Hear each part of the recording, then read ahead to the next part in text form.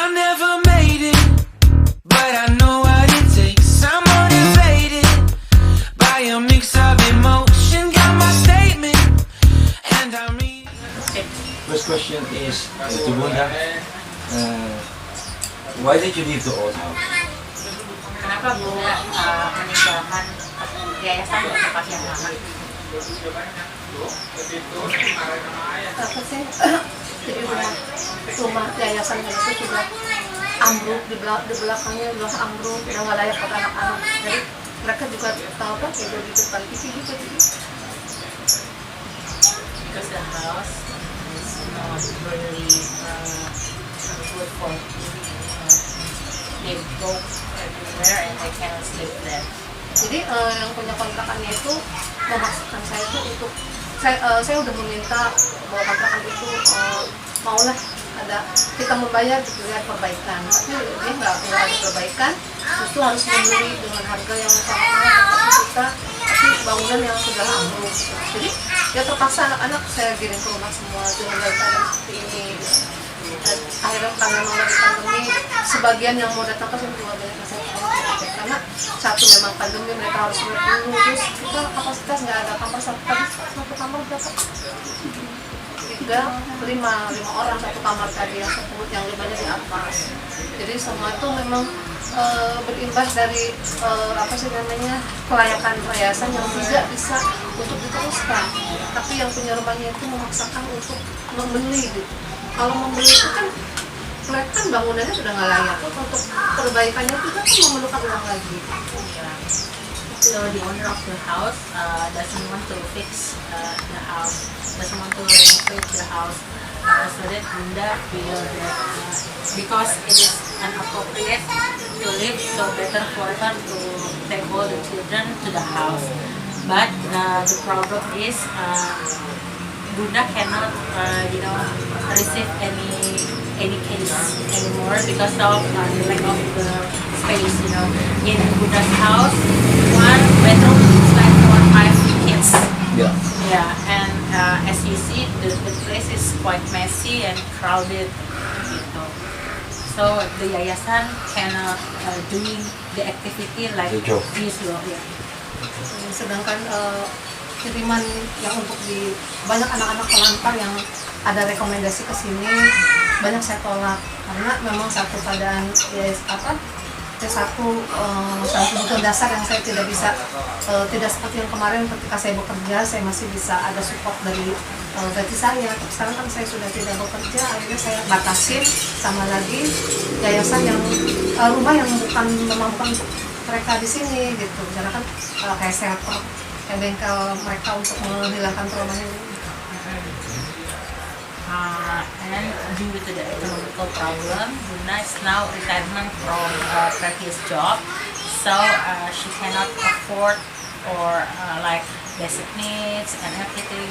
So Bunda also refuses some cases, the new cases for the children because of the place and the money, sort of money, something like that. Okay. So what I understand is now you live with everyone here. Yeah. 13 people, 13? Right? Around 13 until 15 people. 15 people. Yeah. So that's okay. But do you want to continue rumah warga? Bunda ingin melanjutkan rumah warga? Ya karena memang di Kabupaten Cilegon itu hanya satu-satunya sebuah yayasan yang menerima para korban anak pelantar, sementara di luar sana mereka yang yatim piatu yang banyak disupport dari pemerintah, kita memang tidak disupport sama sekali. Ini memang dari bantuan dari individu, dari orang-orang yang peduli. Tapi saya tetap semangatkan apa? Karena anak-anak seperti ini kan mereka bernaung kemana?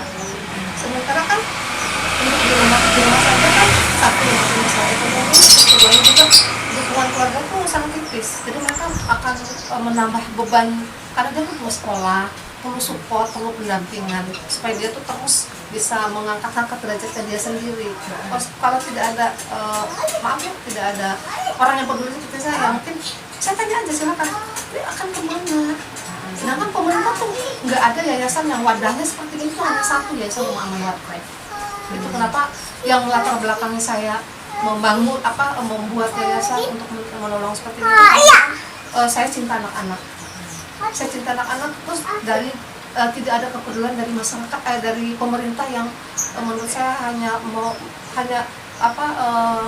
memihak kepada yang memang ini harus yang terdahulukan, karena ini kan anak-anak itu adalah sebuah amanah. Anak-anak itu yang harus punya sebuah hak. Anak kan ada sekolah, pendidikan, hak bermain, hak bahagia. Nah ini yang harus saya tegakkan. Because the kids need shelter and they need protection and they need support for the fees for the education and etc. Because basically they come from poor family, so when they come back to their family, it will gain their burden to their family. So Buddha here support them and encourage them to have a better education, to have a better mentality, something like this, a psychological age. Terus apa itu? What else? Okay. So this is a question that from other yayasan from Rwanda. They asked me, because in Sri Lanka there are more yayasan for this, right? So they asked me, why does Bunda not choose to bring the children there for now? Ke yayasan. Yeah, so why does Bunda not choose to bring the children to the other yayasan for now? Because she chose the hard way. Ya. Kenapa Bunda maksudnya nggak kerjasama dengan tempat lain itu mengirimkan anak-anak ini ke yayasan lain yang istilahnya sudah ada gitu loh. Kenapa lebih untuk merangkul sendiri, bedanya apa gitu?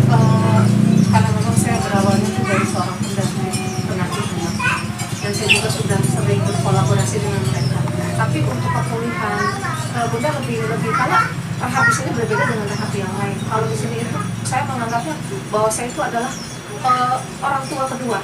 Ini mamamu loh, bundamu. Jadi mereka itu mungkin bisa lah nanti bercerita, tidak akan bisa gampang cerita kepada orang lain. Saya sudah beberapa orang yang dikirim ke yayasan pemerintah itu, di sana banyak sekali peraturan-peraturan yang menurut saya setelah pulang itu dia bahkan ingin lebih kayak kurang kayak unsur balas di sana kan ada peraturan-peraturan yang benar-benar oke lah disiplin, tapi ada hukuman-hukuman gitu loh. Kalau saya kan enggak, ketika mereka sedang tidur, sedang bermain, saya masukkan mereka.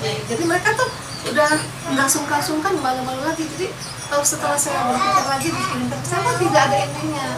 Terus untuk saya berkolaborasi dengan mereka, sekarang juga ada suatu suatu lembaga, tapi sama kaprah. Lembaga itu, mohon maaf ya, ini kalau memang nanti kita ekspos, itu mereka hanya menguntungkan tetap mendapatkan budgetnya. Saya selalu, Bunda kebutuhannya apa? Saya nggak pernah mengungkapkan saya memerlukan uang segini. Saya hanya bilang silakan kebutuhan dasar. Menurut saya kebutuhan dasar yang betul-betul mereka itu adalah vitamin untuk imunnya, terus pendidikan. Saya nggak berani memberikan ini, ada kita budget segini, memberikan baju-baju seragam, itu udah bersyukur menurut saya. Nah tapi di yayasan yang lain saya nggak mau menceritakan, tapi memang pada umumnya itu melalui proposal meminta sekian budget. Menurut saya kalau memang dia mau ngasih uang, saya tidak pernah minta uang, tapi kalau dia mau minta uang, alhamdulillah gitu. Jadi ya itulah banyak yayasan-yayasan yang mereka justru pada bertanya, ini kok yayasan kan cuma satu yang seperti ini gitu. Karena ini resikonya besar loh, resikonya besar karena satu orang itu bisa memerlukan satu seperti yayasan sampai 5 tahun.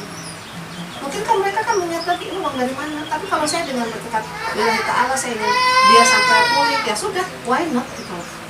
Uang itu menjadi ukuran kedua, tapi ketika Allah menggerakkan kan pasti ya. Dia ini kan saya tanpa kenal, tapi dia ikhlas memberikan ke saya, memberikan kepercayaan, tidak harus membuat proposal pun dia sudah tergerak karena mereka melihat langsung. Itulah salah satunya ya. So Watreff is different than another yayasan because Watreff has its own methods for the kids, because this kids is full of problems and full of risk gitu kan. But with personal touch by Bunda, Bunda can solve their problems. Different with another yayasan. And another yayasan, they came for money, but it's not fully supported the money for the kids. I mean, maybe they take another profit for themselves, something like that. So that's what makes Buddha different. And then she doesn't want to like collaborate with other with different methods and different way and different thoughts. So because it will not give the result that Buddha expected to the children. I understand that. Yeah. I used to work a lot with children myself. Yeah. And we have one rule when you help children.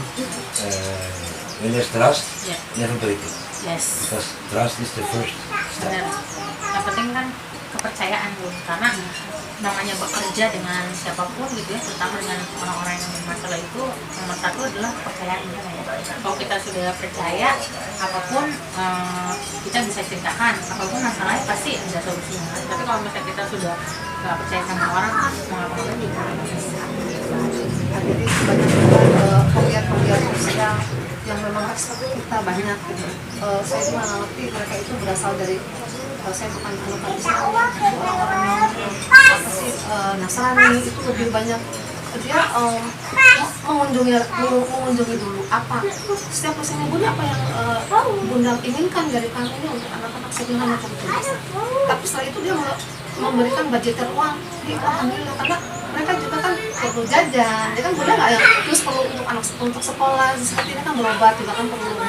Nah saya uang dari mana? Tapi saya untuk Bunda kan malu, baik-baik saya nggak berani untuk mengucapkan gitu karena itu kan kebalikan dari itu yang mau itu ketika melihat ya kalau memang dia mau menuliskan rezeki itu.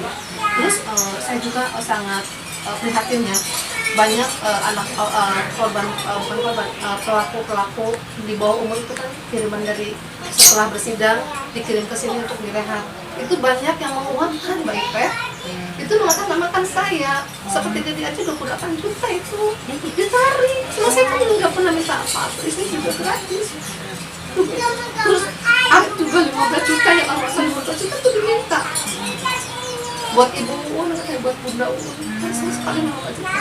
Sudah ada 5 orang yang kayak gitu bahkan mengulangkan seolah-olah saya minta, enggak, demi Allah saya nggak pernah dari advokatnya. So many people like use Bunda's name for taking profit for one case, like the one baby for baby's case, the advocate like us to the terdakwa ya berarti ya. Tapi kan di bawah umur kan emang harus ada belakang sel kan harus direhab.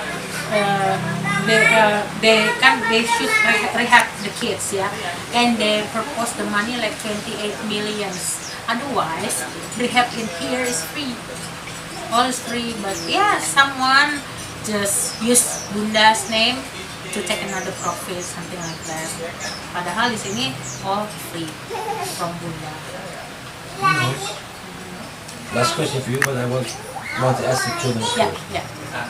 Essie told me last time that when she grew up, she wanted to become like Bunda and help other children, right? Yeah. So, Essie, what do you think of what happened now, and what is your opinion about that? Esi waktu itu kan pernah diwawancarain, katanya Esi mau jadi kayak Bunda nanti, mau nolong banyak orang gitu kan di depannya. Terus menurut Esi gimana? Esi masih memiliki cita-cita itu atau gimana? masih ada cemilan Bunda Kami ingin jadi kayak Bunda. Masih.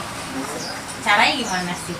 Esi punya cara nggak biar bisa nolong orang gitu?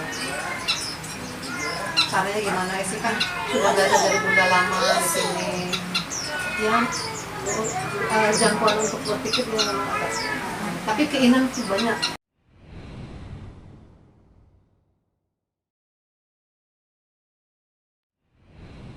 So my plan now, that's the last thing I'm gonna say.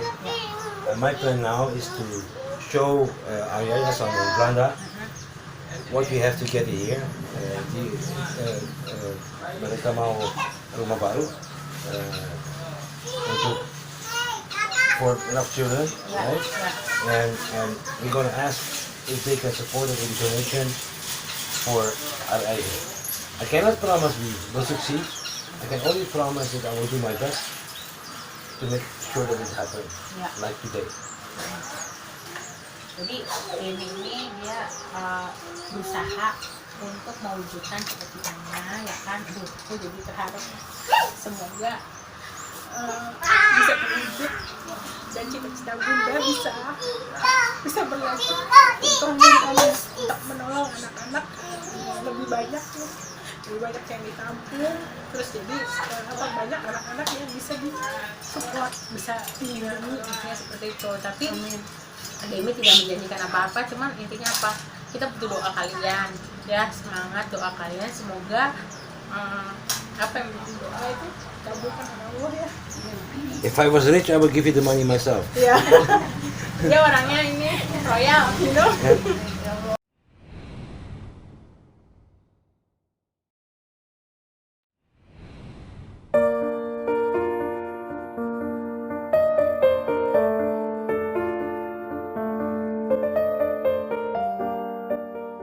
Perkenalkan, nama saya Dedi Lesmana. Saya berada di sini karena tindak kriminal. Perkenalkan, saya Esi. Di sini karena kekerasan seksual. Perkenalkan, nama saya Fajar Suherman. Saya berada di sini karena kekerasan seksual. Perkenalkan, nama saya Fitriana. Saya berada di sini karena kekerasan seksual. Perkenalkan, nama saya Stefani Wijaya. Saya di sini karena pencabulan. Ya, saya selama di sini terasa nyaman, dilindungi, dan harapan saya bisa sekolah lagi sampai kuliah. Dan terus harapan yayasan punya bangunan baru, karena yayasan itu bangunannya sudah tidak layak ditempati. Saya harap bangunannya punya yang baru. Nyaman. Ya, ini mah harus maju jauh sih, bisa Agaknya yang nanya yang Esi rasain selama tinggal di Yayasan Rumah Aman Wakref apa sih? Ceritain. Sok, barangkali ada yang mau diceritain.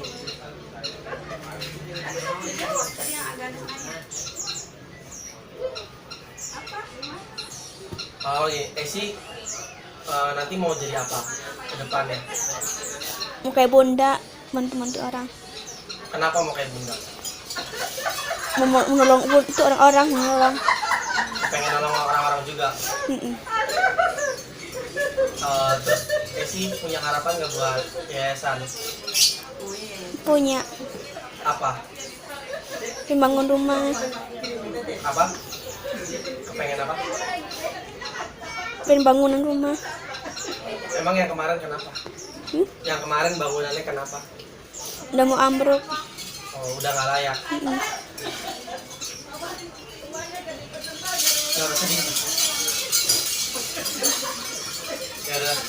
Saya di sini merasa senang, merasa banyak teman, merasa terlindungi. Saya juga di sini sedang bersekolah di salah satu SMK. Tetapi setelah saya cek kesehatan saya, ternyata saya mengidap penyakit HIV dan sekarang saya sedang mengobati penyakit ini terapi di salah satu rumah sakit di kota Cirebon. Harapannya semoga penyakit ini bisa sembuh, semoga saya bisa mengejar cita-cita yang saya inginkan. Harapan buat yayasan ini semoga mempunyai bangunan baru karena bangunan yang sebelumnya sudah rusak parah dan tidak layak untuk kami tempati. Harapan saya ke depannya buat yayasan ini semoga mendapatkan bangunan baru karena bangunan yang kemarin sudah tidak layak ditempati, agar kami bisa hidup di yayasan itu hidup tentram, aman, agar lebih aman, tidak takut bangunan itu akan ambruk. Saya selama tinggal di sini merasa nyaman, aman, dan senang. Banyak teman-teman juga. Saya di sini juga disekolahkan oleh Bunda. Harapan saya untuk kedepannya, saya pengen sekolah sampai kuliah dan menjadi orang yang berguna. Harapan saya untuk Yayasan Rumah Aman Wakref, saya pengen bangunan yayasan diperbaiki sehingga kita semua tuh bisa merasa nyaman untuk menempatinya kembali.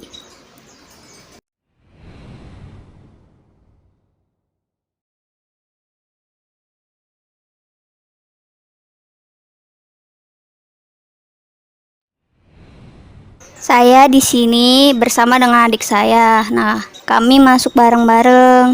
Nah, karena adik saya sedang sakit, jadi adik saya tidak bisa hadir. Adik saya mengalami sakit yang parah, rambutnya rontok semua. Saya sangat sedih. Ya, berharap bisa sembuh gitu penyakitnya. Saya pengen bersama-sama lagi sama adik saya. Saya tinggal di rumah aman WhatsApp, lebih senang, lebih banyak teman, lebih dilindungi oleh bunda, dikasih sayang sama bunda lebih. Saya mempunyai cita-cita saya ingin bersekolah lebih tinggi lagi, menjanjang ke kuliah, bisa punya usaha sendiri.